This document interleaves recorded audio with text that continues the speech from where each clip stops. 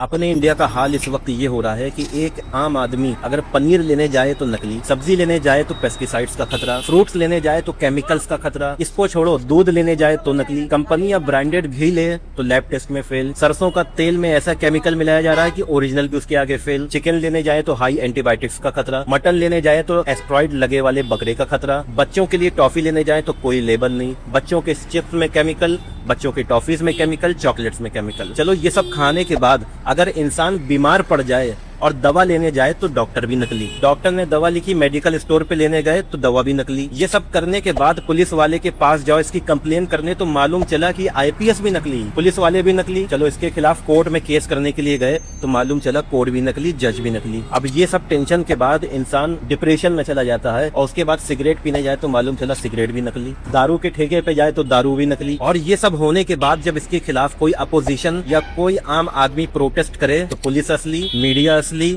लाठी असली, आंसू गैस के बम असली, ईडी की रेड असली, कोर्ट असली, जेल असली, कानून असली, प्रोपेगेंडा असली, अटैक असली, हिंदू मुस्लिम की नफरत असली। अब आप देखो ये वीडियो असली है या नहीं, ये तो आप ही कमेंट करके बता सकते हो। क्या लुका छुपी का खेल है असम? अरे कहाँ असम पुलिस को नहीं जानते, पाताल से भी उखड़ के ले आएगा। कहाँ मिलेगा ये पवन खेरा? असम लसित बरफुकन का देश है, कौन सा ये पवन खेरा है? पाताल में भी लुकेगा तो हम उठा के लेके आएगा। तुम बताओ ये कागज तुम किसको दिए थे?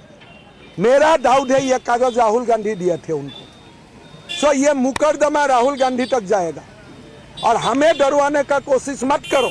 राम मंदिर पर चंदे चोरी को लेकर आप क्या कहेंगे?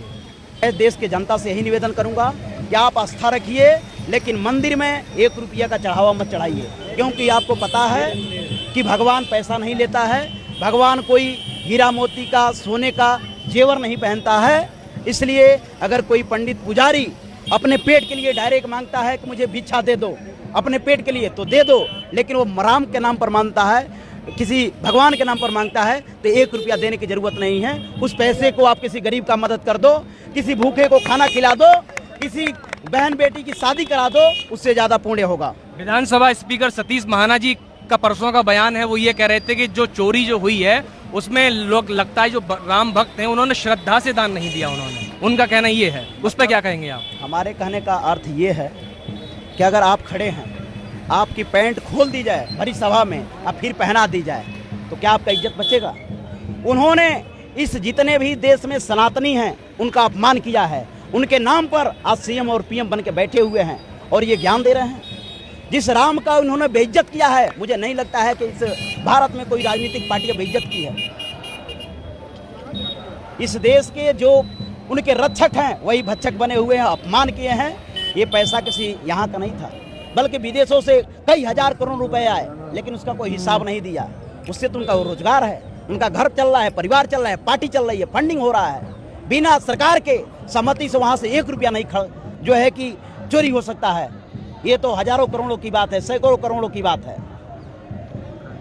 तो ये योगी 2.0 थे जो उत्तर प्रदेश के देवरिया से आए हुए थे। इन्होंने अपने राम मंदिर में जो चंदा चोरी हुआ उस पर लेकर अपनी बातचीत की। वहीं सोनम वांगचुक जी के समर्थन में जो लोग आ रहे हैं उन्होंने अपना समर्थन दिया और मांग की है कि 20 तारीख को ज़्यादा से ज़्यादा लोग पहुँचें। नमस्कार।